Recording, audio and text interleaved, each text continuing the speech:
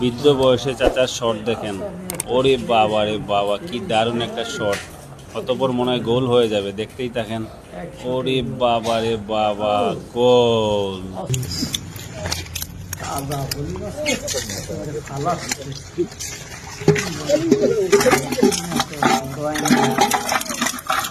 বল মাছ কিভাবে দাঁড়াতে দাঁড়াতে সেই নয় করে বলেছে বাবা বাবা কিভাবে বলেছে সেই মাথা বাবা যায়